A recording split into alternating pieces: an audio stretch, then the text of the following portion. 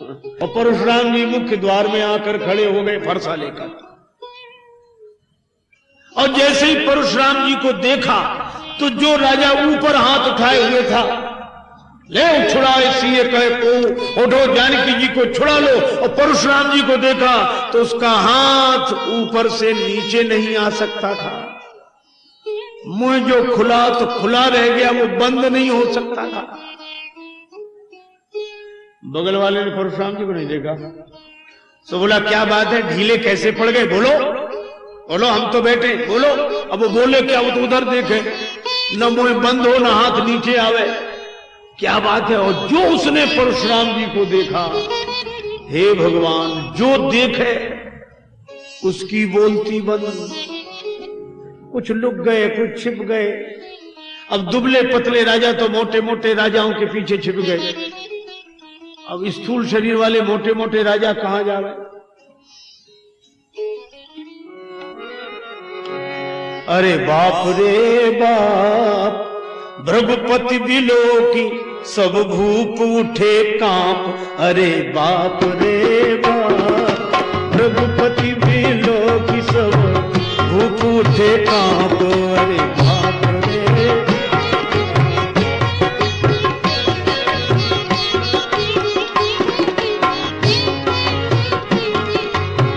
कोई गे लुकाई, कोई गे लुकाई, कोई भाग चुपचाप।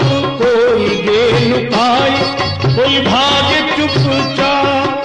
कोई कोई बैठा जैसे सूंघ गया सांप। अरे बाप रे बाप, कोई कोई बैठ जैसे सूंघ गया सांप। अरे बाप रे बाप, भृगुपति बिलोकी सब भूप उठे कांप। अरे बाप रे बाप,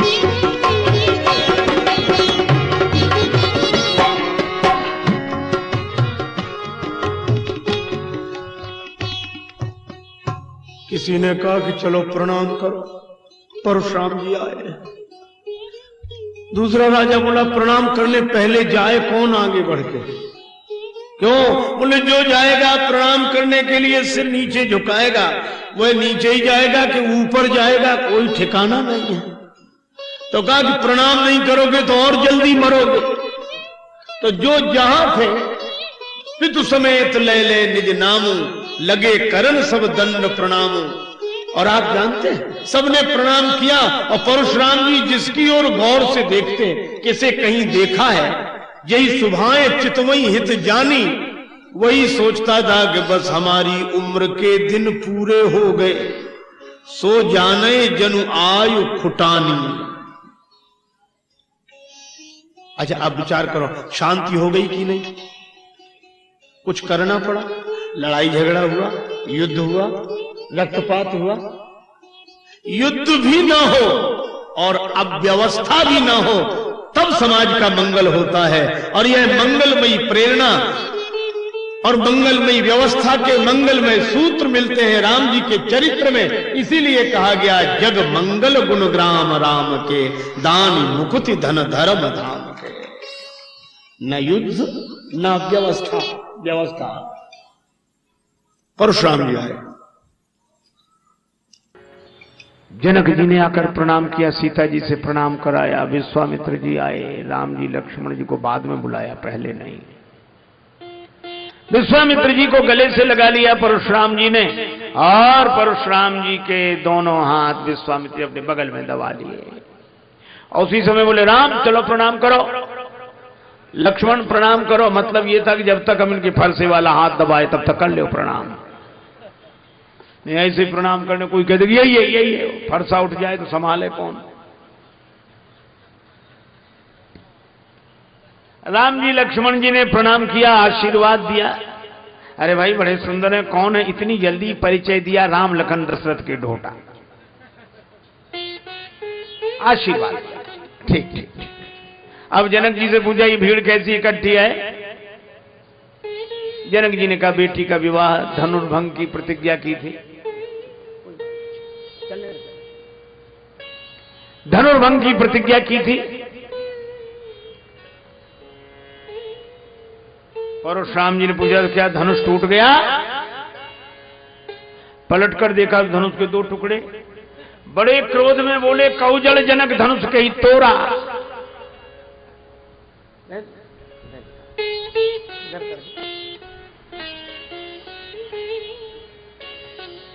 अब जनक जी डर के मारे उत्तर नहीं दे रहे हैं।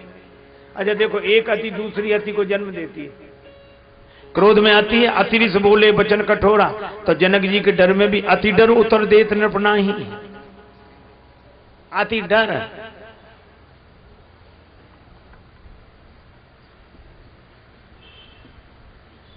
राम जी ने देखा कि कोई नहीं बोल रहा है। राम जी माने भारतवर्ष का आदर्श। श्री राम उठकर खड़े हुए और बड़े संयत भाव से कहा, नाथ शंभु धनु भंजनि हारा, होई है कोई एक दास तुम्हारा। आपका कोई दास होगा। परशुराम जी बोले दास वो होता जो सेवा करे, सेवक सो जो करे सेवका, ये सेवा का काम है। राम कान खोलकर सुन लो, जिसने शंकर जी का धनुष तोड़ा वो सहस्त्राबाहु के समान हमारा शत्रु है।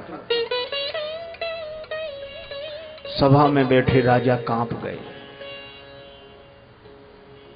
जब परशुराम जी ने भरोसा दिखाया सहस्त्राबाहु के समान हमारा शत्रु है, तो राजा लोग कहते हे भगवान, अच्छा रहा कि हमसे धनुष नहीं टूटा, न अगर धनुष हमसे टूट जाता तो इनसे कौन सुलझता। भगवान जो करते अच्छा करते, तकदीर आजमाने तो हम भी गए थे।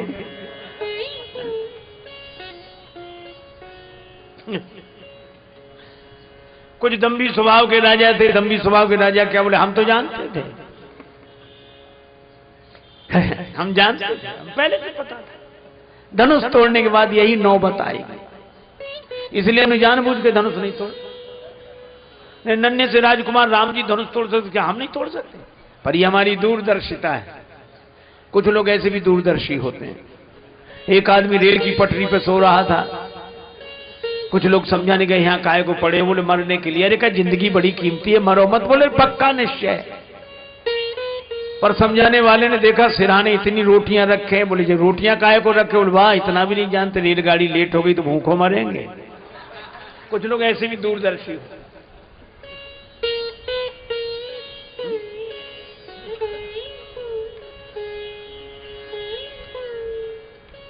भगवान ने परशुराम जी के मन में प्रेरणा की कि इनका इलाज और हो जाए।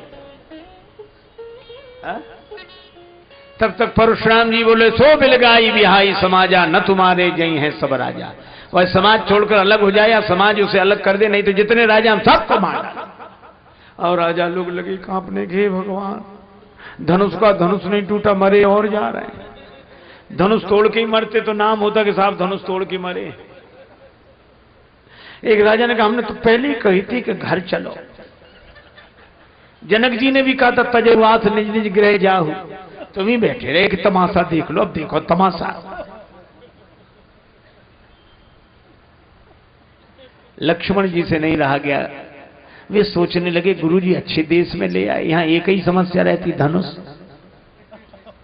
थोड़ी देर पहले एक महापुरुष नाराज हो रहे थे, क्यों नहीं टूटता, किसी से नहीं टूटता जनक जी, और टूट गया तो दूसरे इसलिए नाराज, क्यों टूट गया, किसने तोड़ दिया। लक्ष्मण जी प्रभु से बोले कि बुरा ना मानो तो इन बाबा जी से दो बात हम कर लें। बोले तुम क्यों करोगे? बोले जो जिस भाषा का जानकार हो उसे उसी भाषा में बात करने में सुविधा रहती है। आपकी भाषा ये समझ नहीं सकते, इनकी भाषा आप बोल नहीं सकते, इनकी भाषा के विशेषज्ञ तो हम हैं।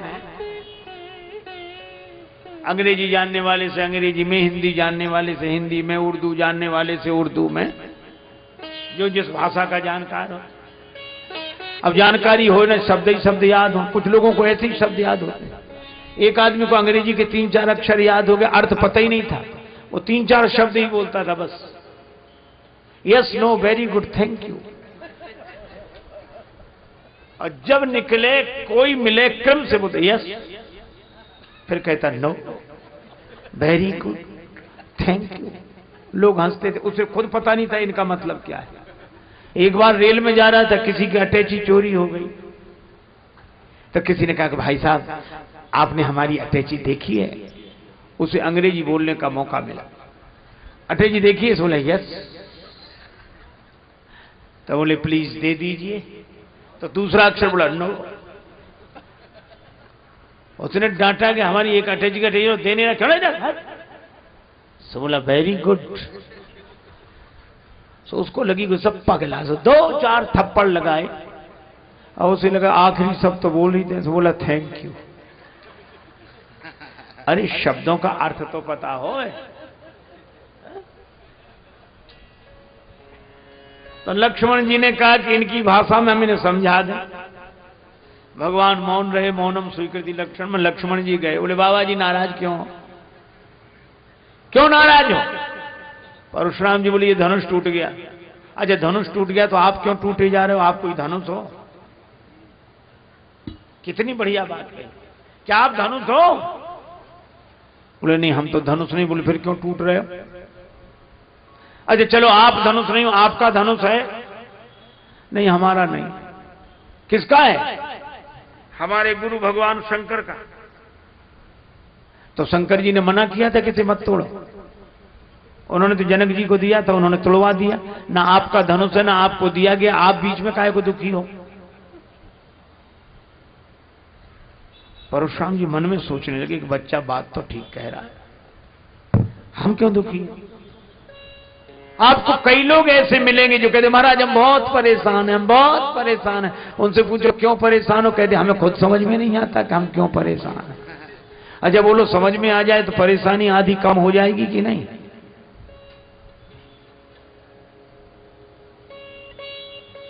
लेकिन आपको पीड़ा है, पीड़ा का अनुभव आप करते हैं, पर रोग का निर्णय डॉक्टर करता है। लक्ष्मण जी ने कहा परशुराम जी महाराज आप पीड़ा का अनुभव कर रहे हैं, लेकिन रोग कौन सा है वो मैं बता रहा हूं। और लक्ष्मण जी ने रोग बताया। बड़ा अच्छा वर्णन है श्री राम कथा में। यही धनु पर ममता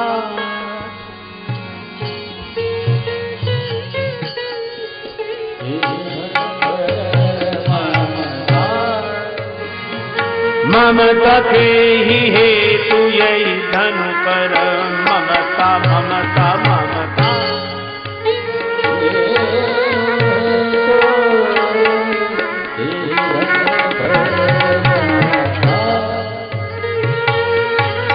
सुन निसाई कह भृगुकुल के तू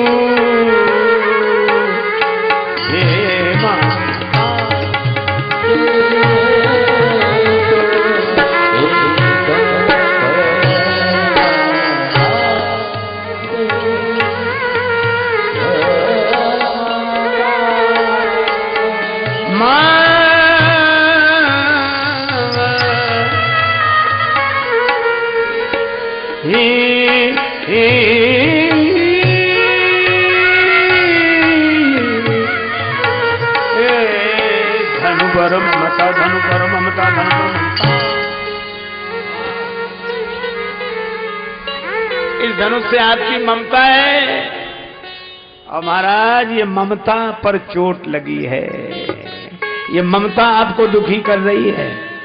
अच्छा देखो कितनी बढ़िया बात है।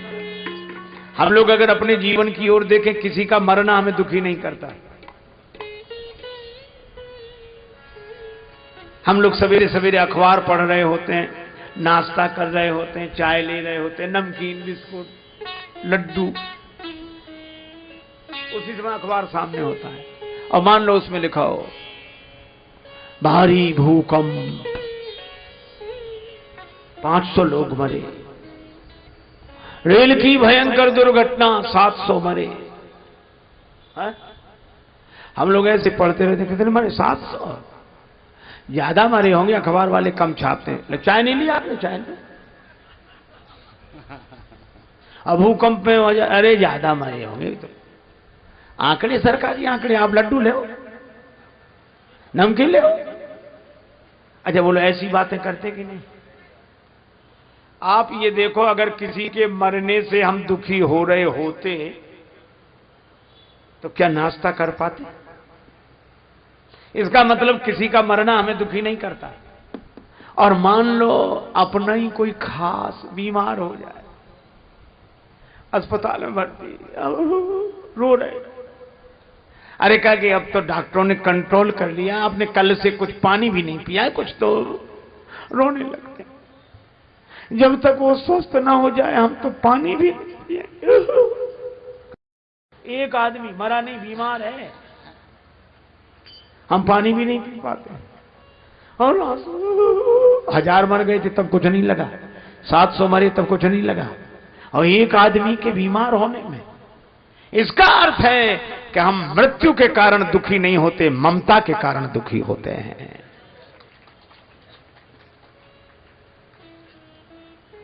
हजारों मर गए हों, कोई अंतर नहीं पड़ता। एक अपने साथ खास रहने वाला, संगत करने वाला,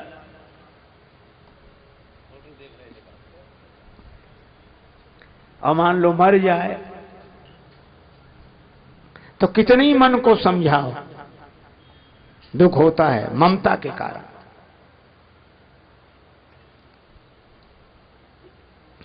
लक्ष्मण जी ने कहा तुम्हारी इस धनुष से ममता है, ममता न होती तो ये दुख नहीं होता। और रामचरितमानस में कहा ममता दाद, ये दाद का रोग बड़ा खराब होता है महाराज, जिन्हें होती है वही जानते हैं। दाद जब देखो तो खुजली, औरों के भी अंग हैं, उन्हें नहीं लगती खुजली क्योंकि दाद नहीं है। इसी तरह ममता की दाद जिसके मन में होती है उसी को वासना की खुजली लगती है। अब बात तो लक्ष्मण जी ने सही कही, ममता, लेकिन केवल ममता होती तो दूर हो जाती। अहमता, छोटा बच्चा हमें समझा रहा है। एक वृद्ध से व्यक्ति ने कहा, बच्चे ने, कि भगवान का भजन करो। तो वृद्ध क्या बोला, कलयुग आ गया है, कौन कलि के गुण गावे रे, छोकरा ज्ञान सिखावे रे। बेटे ने कहा कानों से भगवान की कथा सुनो, इन कानन से सुनो अब कृष्ण कथा दिन रात। वृद्ध क्या बोला, जो सुनतो तो गांव में छिपके, सबकी सुनतो बात, बने बहरा पछतावे रे। कथा सुनो, बोले अगर सुनाई पड़ता तो गांव भर की बातें ना सुनते।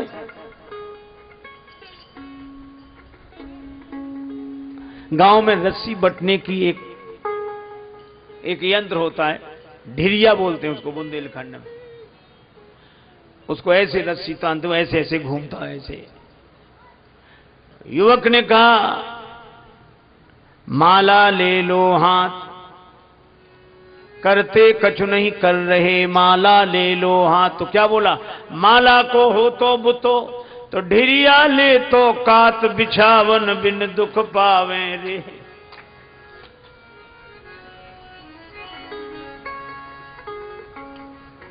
इन नैनन सूझे नहीं, करो राम का ध्यान।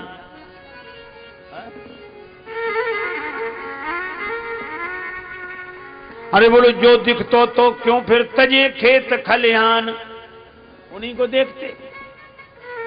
कलयुग आ गया। परशुराम जी को लक्ष्मण जी ने समझाया, कहने कल का छोकरा हमें समझा रहा है, रे बालक काल बस। ये अहमता है, ममता का रोग है, लेकिन अहमता उस पर उसके साथ है। बोले क्यों रे, शिव धनुष तुम्हारी छोटी बालकों की खेलने वाली धनुही के समान। लक्ष्मण जी बोले हमारी समझ से सब धनुष समान नहीं होते। क्यों? बोले कोई धनुष वरदान नहीं लेता, सब प्राण ही लेते हैं। लखन कहा हंस हमरे जाना, सुनो देव सब धनुष समाना।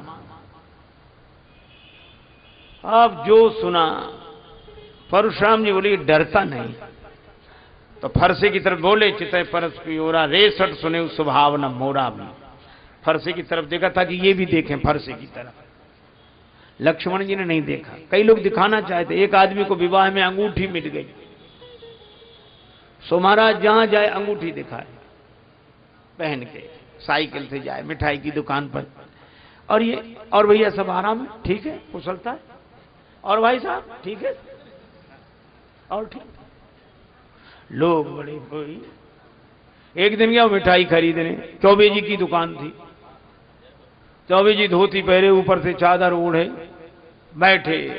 अब आया, अच्छा ये जलेबियां कैसी थी, ये इमरती, ये पेड़ा, ये लड्डू, ये।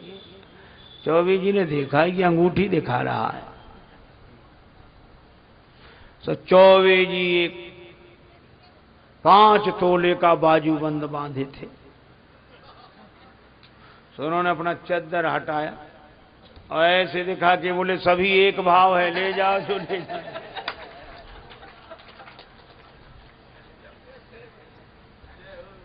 परशुराम जी फरसे की तरफ दिखाना चाहते हैं लक्ष्मण जी को। लक्ष्मण जी ने देखा ही नहीं। तब बोले परस विलोक महीप कुमारा, मेरा फरसा देख। लक्ष्मण जी बोले जब से आए हो तब से फरसा ही तो दिखा रहे हो, और ये गनीमत है कि हमने फरसा नहीं देखा। फरसा देखते तो युद्ध हो ही जाता। मैं फरसा नहीं देख रहा हूं। मैं जानते हो क्यों शांत हूं? क्यों? क्योंकि भृगुसुत समुझ जनेऊ बिलोकी, मैं आपका यज्ञोपवीत देख रहा हूं। आप ब्राह्मण हैं, महात्मा हैं। फरसा देखता तो लड़ाई हो ही जाती। एक और धारे धनु, एक और धारे बाण, एक और परस सुधारे तेज तायो है। एक और शूल, एक और लौह वर्म झूल, एक और तोमर त्रिशूल लटकायो है। बिंदु कवि धन्य भृगुवंशज मुनीस, तुम्हें संत वेश में विचित्र रूपक लखायो है। और मैंने जान्यो को कुशल कारीगर है, जनकपुरी में शस्त्र बेचवे को आयो है। हमने समझा कोई बहुत बढ़िया कारीगर है जनकपुर में। आप तो परशुराम जी को आप जनि देव दोष मोहि लोगु, कटुवादी बालक बद जोगु। और हाय और जो आप तो। लक्ष्मण जी बोले हाँ काटो माता पिता का तो सिर। माता का सिर काट के पिता के ऋण से ऋण हुए, अब गुरु का ऋण रह गया तो हमारा सिर काट के पूरा कर ले। लेकिन तब रघुवंशी वीर नहीं मिले होंगे तुम्हें। अब तो परशुराम जी और राम जी ने तुरंत लक्ष्मण जी को देखा। सुनी लक्ष्मण बेहसे बहुल नयन तरेरे राम। राम लेकिन धन्य है लक्ष्मण जी जैसा कोई नहीं। देखो आप बल्ब का बटन दबाओ बल्ब जल जाता है, ऑफ करो बुझ जाता है। लेकिन पंखा आप बटन ऑफ भी कर दो तो भी पंखा 10-20 चक्कर लगाए बिना रुक ही नहीं सकते।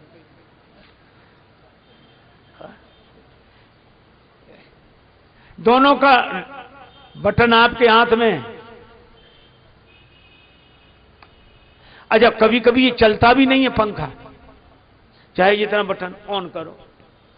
लोग करते ना बटन ऑन, देखते ऊपर चल ही नहीं रहा। रेलगाड़ियों में अक्सर होता था 3 टायर में जब हम लोग चलते थे। महाराज हम लोग एक बार 3 टायर में जा रहे थे, एक आदमी आया, तो हम तो ऐसे मुंडित थे उस समय। सो आके बोला महाराज प्रणाम। खुश रहो भैया। महाराज कंगा है? तो हमने कहा हमें कंगे की क्या जरूरत है। नहीं महाराज हो तो हम। क्यों जरूरत तुम्हें क्यों पड़ी? पंखा नहीं चल रहा। वो कंघा मिल जाए तब पंखे में ऐसे ऐसे करे। है कितनी कोशिश करके चलाना पड़ता अगर जाम हो पंखा। जो भक्त होते हैं उनका रिमोट भगवान के हाथ में, बंद करें तो बंद, शुरू करें तो शुरू, वो भक्त हैं। और अभिमानी वो बंद करने पर भी अहंकार के कारण चक्कर में पड़े बिना माने नहीं।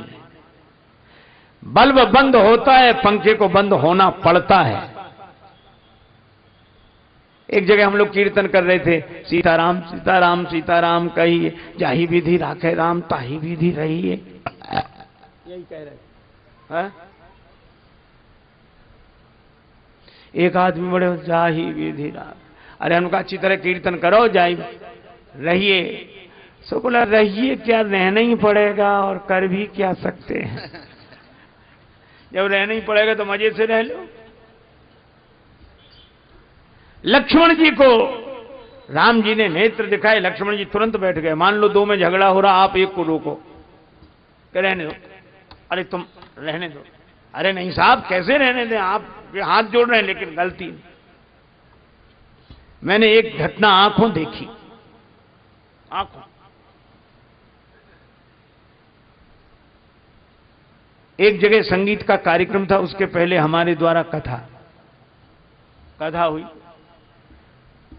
और शास्त्रीय संगीत के बड़े मर्मज्ञ व्यक्ति, बहुत बड़े विद्वान तानपुरा से गाते थे। हमें शुरू से ही उत्सुकता रही तो हम लोग ऐसे बैठ गए। उन्होंने गाना शुरू किया, वाह वाह हुई रात को 12 बज रहा है, क्या बात, क्या बात, इतना बढ़िया गाया। और गाने के बाद बोले चाय, बोले अच्छा भी आता, चाय बन। पता नहीं किस मिजाज में थे, बोले अभी तक आई नहीं चाय। हाँ क्या आ रही। फिर क्या बोले, जिसके यहां ठहरे थे उसी से, तुम्हारे यहां जब से आए हैं कोई व्यवस्था ही नहीं। और उसको भला बुरा वो ऐसी बातें करने लगी जैसे कभी जानते ही ना हो। सबके बीच में, अब गांव भर शहर भर सुन रहा है, तो उनको भी खराब लगा जिनके। तो उन्होंने कहा कि नहीं आप ये गलत कह रहे हैं, चाय अभी आ रही है आप। बोले नहीं नहीं नहीं।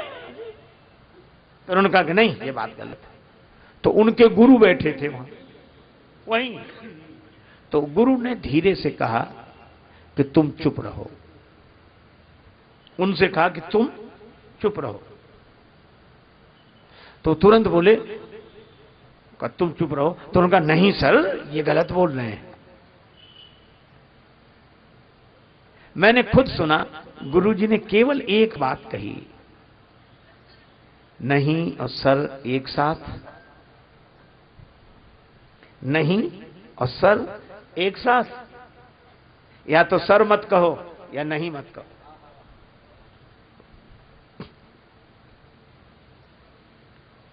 तुरंत चुप हो गए। लक्ष्मण जी के साथ यही है, नहीं और सर एक साथ नहीं। और क्रोध में भिड़ रहे हैं, कोई मना कराए कैसे। और कई बार अगर पकड़ो भी तो आदमी ज्यादा ताकत लगाता, छोड़ दो तो उतनी नहीं लगाएगा। और आज इसे छोड़ूंगा नहीं, और अब तुम छोड़ दो, और तुम छोड़ दो नहीं तो तुम्हें नहीं छोड़ूंगा। लक्ष्मण जी नयन तरेरे राम, तुरंत जैसे कोई क्रोध ही ना हो। गुरु समीप गवनी सकुज परिहर बानी बाम, यह है मर्यादा। राम जी ने हाथ जोड़े, महाराज आप क्रोध शांत करें। परशुराम जी बोले कैसे क्रोध शांत होगा, राम तोर भ्राता बड़ पापी, अगर ये फरसा नहीं चला तो। बोले अगर फरसा चलने से ही क्रोध शांत होता हो तो मेरा सिर झुका है, चलाइए फरसा। कर कुठार आगे यह शीशा। अब परशुराम जी ने फरसा उठाया तो फरसा चले ही नहीं। कैसे चले फरसा, हाथ चले तब तो फरसा चले। अच्छा हम लोग कितने खुश होते हैं, कई बार कहते उनकी चिंता मत करो वो तो हमारे हाथ में। अक्सर लोग कहते भैया उनको देख लेना, वो अरे हमारे हाथ में, वो हमारे हाथ में। हम लोग बहुत खुश होते हैं हमारे हाथ में, लेकिन हमारे हाथ में ठीक है, आपके हाथ में भगवान करे सब कुछ रहे, लेकिन ये बताओ आपका हाथ आपके हाथ में है। एक आदमी से किसी ने कहा कि दान दो, बड़ा सत्संग हो रहा है, बड़ा कार्यक्रम हो रहा है, महाराज का आश्रम बन रहा है और वृंदावन देव। सो बोले अब सब दे रहे हैं, हमारा देना कोई जरूरी है। अच्छा सब ऐसे ही सोचने लगे तो अरे कहा कि नहीं नहीं अपना अपना दान दिया अच्छा रहता है, देव। सो बोला अभी कौन मर रहे हैं जो दें, ये एक नया तर्क है, क्योंकि मरते ही समय दान दिया जाता है। तो उस समय के लिए काहे को बैठे हो, बोले इसलिए कि ताजा ताजा दान भगवान को भी याद रहेगा, इधर दिया उधर पहुंचे। अभी से दान दे दो, फाइल गड़बड़ा जाए, इधर का उधर हो जाए, हिसाब किताब ही ना रहे। लोग हंसते थे तो मरते समय तुम्हारे पास हो, अरे चिंता में, इतना तो हमने अपने हाथ में कर रखा है। हम किसी के भरोसे नहीं रहते, अपने हाथ में। बुढ़ापा आया, अरे अभी कौन मर रहे हैं। और उस आदमी ने सामने वाली दीवार में गड्ढा करा के धन उसमें रख दिया, सीमेंटेड करा दिया कि जब दान दे रहे हो निकलवा के करा देंगे, हमारे हाथ में। पर भगवान की लीला, एक दिन वो ऐसा बीमार हुआ कि मुंह से बोल ना पावे, हाथ से लिख ना पावे, मुंह से बोल ना पावे। अब मित्रों ने कहा कि तुम्हारी ये दशा देखकर हमें बड़ा दुख होता है, लेकिन तुम कहते थे तुम्हारे हाथ में वो धन, बताओ कहां है। सो हाथ उठावे दीवाल की तरफ। मित्र कुछ समझ ना पावे। उसके बेटों को पता था, बेटे बड़े घाघ थे, उन्होंने सोचा बाप तो जा ही रहा है, धन और जाएगा। तो जब बेटों से पूछते कि पिताजी दीवाल की तरफ इशारा क्या करते हैं, बेटे बोले पिताजी कहते हैं कि देने के लिए धन बचा कहां, जो था सब इसमें लग गया, इसमें लग गया, इसमें। बोलो, हाथ में तो है लेकिन हाथ में नहीं है। घड़ी सबके हाथ में, पर घड़ी किसी के हाथ में नहीं है। घड़ी सबके हाथ में है पर घड़ी किसी के हाथ में नहीं। एक महात्मा कहते थे, घड़ी घड़ी चली है घड़ी कहती यही विनीत, मूर्ख तेरे जन्म की एक घड़ी गई बीत। घड़ी किसी के हाथ में नहीं है। अच्छा बोलो किस घड़ी क्या हो जाए, है हाथ में। और हम समझते कि घड़ी हमारे हाथ में, और अगर ध्यान से देखो तो हमने घड़ी को नहीं बांध रखा है, घड़ी ने हमारा हाथ बांध रखा है। अब बोलो फरसा तो तब चले जब हाथ में फरसा, मेरे हाथ में फरसा तो हाथ तो चले। अच्छा देखो हमारी दो तरह की स्थितियां हैं, एक वो है जो हमारे हाथ में, एक वो है जो हमारे हाथ में है, और एक वे हैं जिनके हाथ में हमारा हाथ है। और हमारे हाथ में जो है उधर जब हम देखते हैं तो मन अभिमान से भर जाता है, और हमारा हाथ जिसके हाथ में है उसका ध्यान करते हैं तो मन भगवान से भर जाता है। परशुराम जी का हाथ न चले,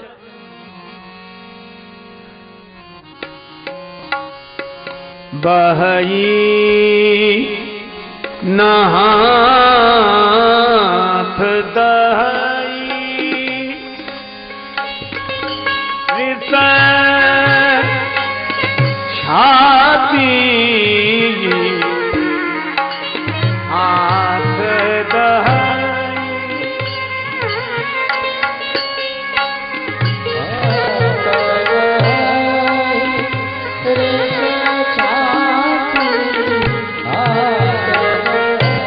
दहई रिस बहई नाथ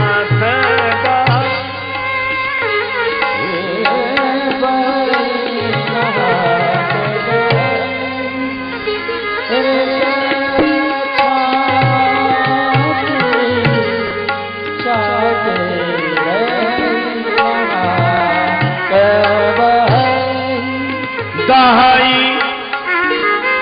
रिस छाती हाथ दहई,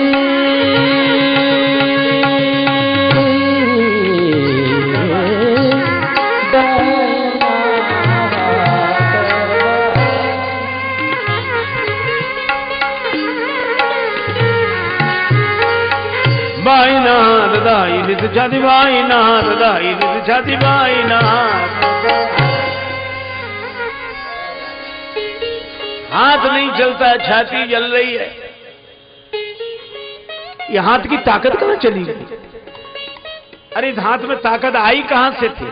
भगवान से। तो भगवान सामने ही तो नहीं है।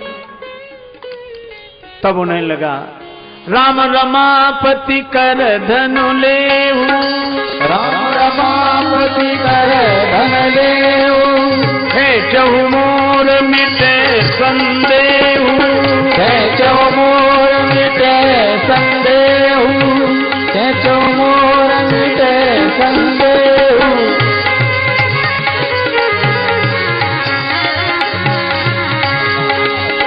खेचौ मोर मिटे संदेह खेचौ मोर मिटे संदेह खेचौ मोर मिटे संदेह खेचौ मोर मिटे संदेह। हे राम जी, मुझे लगता है भगवान विष्णु का इस रूप में अवतार हुआ है, इस धनुष को चढ़ा दी।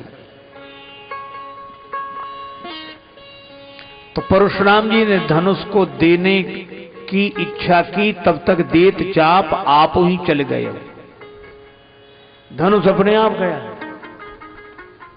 परशुराम जी को लगा कि मेरा हाथ चैतन्य ये चल नहीं रहा है और धनुष जड़ ये अपने आप चल रहा है। हाथ में चेतना है, ये चल नहीं रहा है, धनुष अपने आप चल रहा है। लक्ष्मण जी बोले सामने देख लो कौन खड़े हैं। राम जी, इनकी विशेषता क्या है?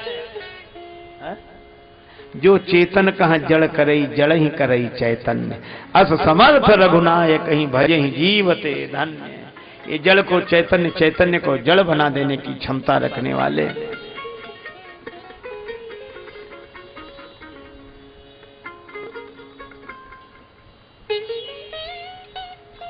परशुराम जी चौंके, पर उन्होंने धनुष से कहा कि राम जी हाथ नहीं बढ़ा रहे, तुम क्यों जा रहे? धनुष बोला हमें राम जी की जरूरत है इसलिए जा रहे हैं, राम जी को हमारी जरूरत नहीं। अरे वो तो ठीक है, थोड़ी अकड़ तो दिखाओ, राम जी हाथ नहीं बढ़ा रहे तो अपने आप जा रहे हो। धनुष बोला ना बाबा, एक धनुष ने अकड़ दिखाई तो 2 टुकड़े हुए पड़े हैं, हम भी अकड़ दिखाएं, टुकड़े कराएं। लक्ष्मण जी राम जी से कहने लगे, जब परशुराम जी ने कहा इस धनुष को चढ़ाओ, लक्ष्मण जी बोले मेरी मानिए तो कछु बिनती सुनाऊं नाथ, आप मुनिराज के समीप हो सिधारे ना। क्यों? एक धनुष के पास गए थे, उसका ही तो मुकदमा चल रहा है, अब तक फैसला नहीं हुआ है, और दूसरे धनुष के पास और जा रहे हैं। इसमें क्या गड़बड़ी होगी? इसमें तो परशुराम जी कह रहे हैं। बोले उसमें भी क्या गड़बड़ी थी? जनक जी खुद कह रहे थे।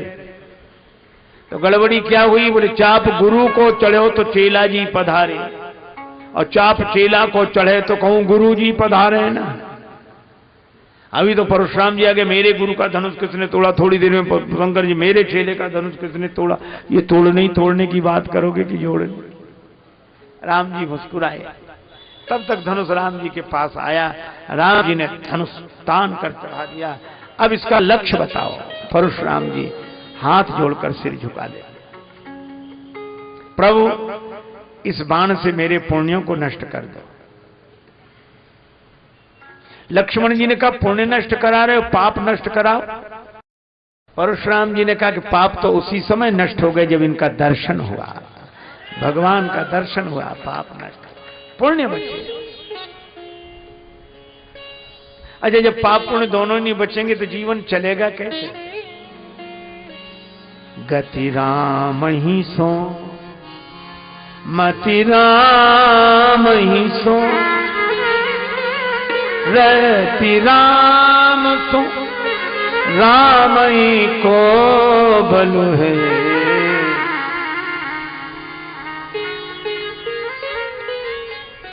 आपकी जेब में जो रुपया हो आप उसी से अपना खर्च चलाते हैं, और आपने किसी बड़े आदमी की जेब में अपना रुपया डाल दिया, दे दिया, तो फिर आपकी जेब से खर्चा नहीं चलेगा, फिर उसकी जेब से खर्चा चलेगा।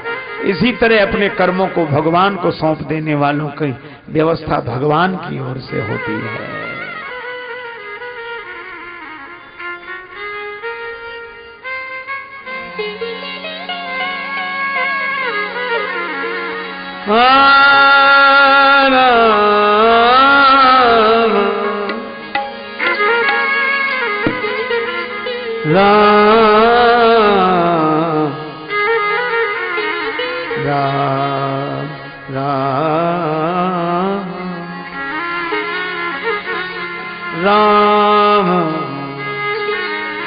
राम।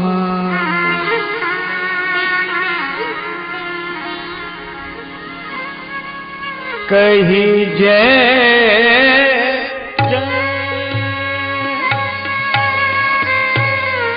रघुकुल के तू कही जय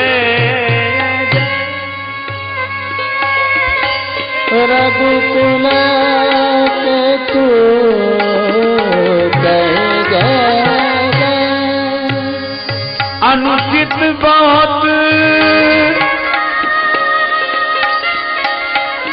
कहूं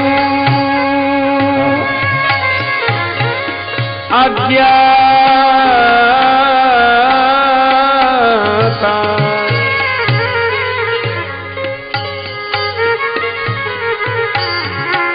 क्षमहु क्षमा क्षमहु क्षमा क्षमहु क्षमा। मंदिर दो भ्राता क्षमा मंदिर दो भ्राता क्षमहु क्षमा क्षमहु क्षमा क्षमहु क्षमा।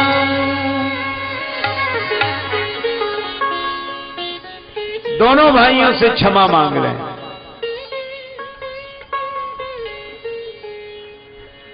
पर लक्ष्मण जी भी तो क्रोध में थे, इनसे काहे को क्षमा मांगे। देखो डाकू और डॉक्टर की एक राशि होती है, पर एक राशि होने से कोई मतलब नहीं है।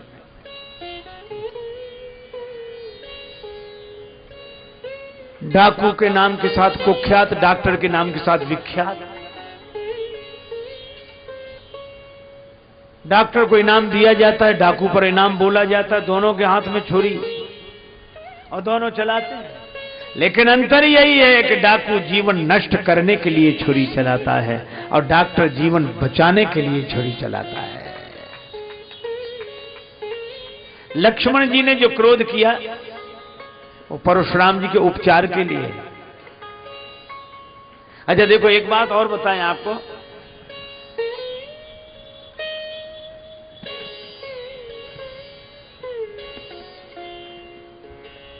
हिंसा और अहिंसा। बहुत बार हमारे जीवन में अहिंसा भी हिंसा के रूप में आती है। जैसे मां कहती ना, कान पकड़ दो, निकल जा, मर जा, चला जा, ये हिंसा है, लेकिन भीतर से अहिंसा का भाव है। अध्यापक शिष्य को कहता पिटाई लगा के मार, ये अहिंसा का भाव है। लक्ष्मण जी बोल रहे हैं, भले ही कड़वा लग रहा है, लेकिन बोल रहे हैं। क्या लिखा है? बोलत लख नहीं, बोलत लख नहीं, जनक डिराही। लेकिन परशुराम जी बोल नहीं रहे हैं। क्या लिखा है? भृगुपति बकहीं कुठार उठाए। एक बोलता है, एक बकता है। जिस अभिमान के कारण व्यक्ति उल जलूल बकता है, उस अभिमान का उपचार करना आचार्य का काम है। और इससे एक लाभ और हुआ, क्या परशुराम जी भगवान हैं, अवतार हैं, उनका चारों तरफ गौरव है, चारों तरफ यश है। ये इतने राजा लोग ये तमाशा मचाए हुए हैं, इन राजाओं का। भुजबल भूमि भूप बिलकीनी, विपुल वार मही देवन दीन्ही।